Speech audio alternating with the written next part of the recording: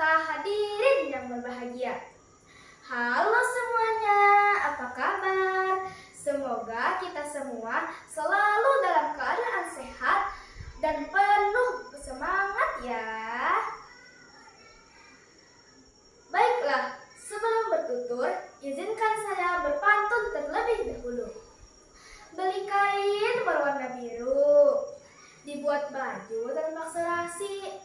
Salam hormat untuk Dewan Juri, mohon izin saya beraksi. Perkenalkan, nama saya Mahdina Salsabila, siswa dari SDN Pulau Nyiru 1, Kecamatan Karaintan, Kabupaten Banjar. Pada kesempatan kali ini, saya akan mengajak teman-teman semua untuk berpetualang dalam sebuah cerita yang penuh makna. Pernahkah kalian mendengar tentang sebuah pulau yang memiliki kisah menarik di balik namanya? Nah, hari ini saya akan membawakan cerita yang berjudul Asal-Usul Pulau Kembang. Yuk, kita mulai ceritanya. Pada zaman dahulu, di muara Sungai Barito, Banjarmasin, Kalimantan Selatan, yang bernama Kerajaan Kuin. Pada masa itu, Kuin masih menjadi pusat awal Kesultanan Banjar. Suasana di tepian Sungai Barito tampak tenang. Perahu-perahu hilir mudik dan kehidupan rakyat pun berjalan dengan damai. Pada waktu itu diceritakan ada seorang penguasa negeri yang bernama Datu Pujung. Ada yang tahu tidak dengan Datu Pujung? Datu Pujung adalah seorang patih yang sakti yang melindungi wilayah di Sungai Barito dari gangguan dan ancaman musuh. Beliau hidup di sekitaran sungai kawasan sekitar Pulau Kembang. Datu Pujung adalah seorang yang sangat disegani karena dikenal memiliki ilmu yang tinggi dan kekuatan gaib yang sangat mumpuni. Banyak orang datang kepadanya untuk meminta pertolongan, mulai dari kesembuhan, perlindungan, hingga ilmu kebal untuk menjaga diri. Namun Datu Pujung memiliki satu sifat yang membuat orang-orang segan sekaligus ditakuti. Beliau tidak suka diganggu atau diremehkan oleh siapapun. Pada masa lalu, ketika bangsa Eropa mulai datang ke Nusantara, termasuk tentara dari Inggris, wilayah Kuin sudah menjadi salah satu daerah penting yang ingin didatangi oleh tentara Inggris. Karena kerajaan Kuin letaknya yang sangat strategis, wilayahnya menjadi pusat pemerintahan dan juga perdagangan. Kedatangan tentara Inggris akhirnya menimbulkan ketegangan karena mereka ingin menguasai wilayah dan kekayaan alam yang ada di kerajaan Kuin. Sementara masyarakat Banjar berusaha melawan dan mempertahankan tanah mereka. Pada suatu hari, sebuah kapal besar milik Inggris yang membawa penumpang warga Cina berlabuh di Sungai Barito. Kapal itu tampak megah dan asing bagi penduduk setempat karena mereka baru pertama kali melihat kapal sebesar dan semegah itu. Melihat hal itu, para pengawal kerajaan mulai saling berpandangan. Mereka bingung, firasat apa ini? Ada kapal sebesar itu berlabuh di wilayah kita. Apa yang akan terjadi?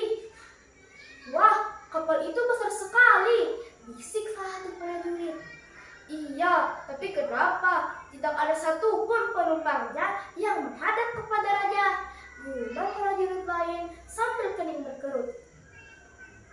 Para prajurit kerajaan Qing cuma melihat sambil memantau situasi yang akan terjadi.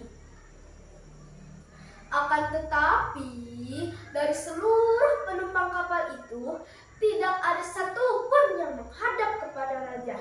Sehingga para pengawal kerajaan pun mulai semakin curiga. Pertanda apa ini? Ini aneh. Biasanya tamu datang dari jauh pasti melapor dan mengirimkan utusan terlebih dahulu serta datang memberi hormat. Ujar seorang prajurit dengan nada waspada. Kelihatannya ada yang tidak beres dengan kapal ini. Jangan-jangan mereka menyembunyikan sesuatu. Tambah prajurit lainnya pelan. Para pengawal pun semakin siaga, saling berbisik dan mengawasi kapal itu dengan penuh kecurigaan. Dan betul saja, keesokan harinya sebuah perahu yang berisi para serdadu-serdadu bersenjata lengkap merapat di tepian sungai. Salah seorang di antara mereka melompat dan menambatkan tali di titian kayu ulin. Kepala serdadu berkata, "Kami datang atas nama kerajaan Inggris. Kami datang untuk mengambil wilayah ini. Menyerahlah, kami tidak akan menyakiti rakyat ini. Tunduklah kepada kami. Kalau kalian tidak tunduk, akan kami pecahkan tanah ini." Datu Puju dengan gagah berani berkata, "Tanah ini milik kami. Kalian tidak diundang datang ke sini. Musuh tidak dicari, namun bila sudah datang, pantang kami hindari." Kepala serdadu berkata, "Kalian akan tunduk atau kami paksa, kepung dan tungkuk orang itu." Ketika pasukan Inggris mulai bergerak masuk, tiba-tiba Datu Puju datang sehingga sesuatu yang aneh pun mulai terjadi. Kabut turun perlahan, angin berputar tidak wajar. Hutan yang tadinya jelas berubah menjadi seperti labirin. Serdadu Inggris pun berkata, "Tadi jalan ini lurus, kenapa sekarang bercabang?" Namun mereka kalah cepat. Datu Puju telah berada di hadapan mereka. Akan tetapi, sebelum serdadu-serdadu itu bergerak, Datu Puju melompat ke arah sang kepala serdadu dan menorehkan sebelah pisau ke lehernya. Melihat pemimpinnya terancam, para serdadu mengurungkan niatnya dan mereka pun mundur ketakutan. Datu Puju pun memberikan satu penawaran. "Apa ya kira-kira?" kata Datu Puju. "Tidak perlu ada pertumpahan darah. Aku akan memberikan satu penawaran. Jika kalian bisa menebang pohon kayu dengan tangan kosong, maka kami akan tunduk kepada kalian." Penawaran itu pun diterima oleh kepala serdadu. Ia membawa kayu ulin ke hadapan Datu Puju.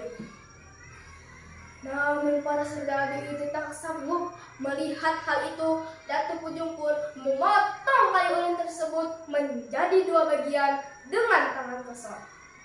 Para serdadu itu pun mundur dengan teratur. Kepala serdadu berani sambil memberikan ancaman. "Tunggu urusan kami akan menyerang kembali," kata mereka mengancam. Namun kabut perlahan menelan sosok Datu Puju. Pasukan Inggris mundur lari pontang-panting. Datu Puju melompat dengan cepat di hadapan mereka serta menghancurkan lambung kapal mereka, sehingga pecahlah kapal serdadu Inggris tersebut. Air mulai menggenang dan menenggelamkan kapal mereka. Kemudian lama-kelamaan bangkai kapal tersebut bercampur dengan lumpur, dan lama-kelamaan tumbuhlah pepohonan hijau di atasnya, dan akhirnya menjadi sebuah pulau. Konon dahulu untuk menghormati para leluhurnya, banyak orang Cina yang mana banyak orang Cina yang berziarah dengan menaburkan bunga.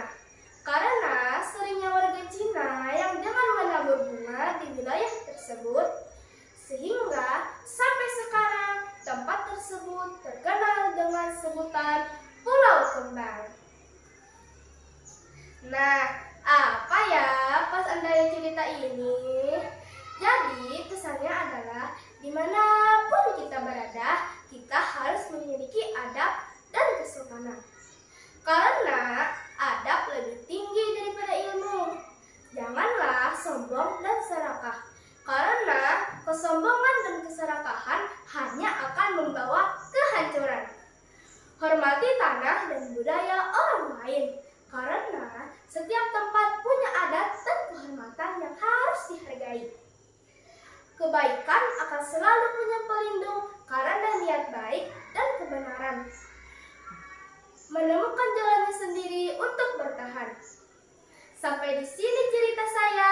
Sebelum saya akhiri, izinkan saya berpantun terlebih dahulu. Pergi ke taman memetik melati. Melati putih harum baunya. Cerita hari ini sampai di sini. Semoga pesan baiknya selalu diingat semuanya. Wabillahi taufiq wal hidayah. Wassalamualaikum warahmatullahi wabarakatuh.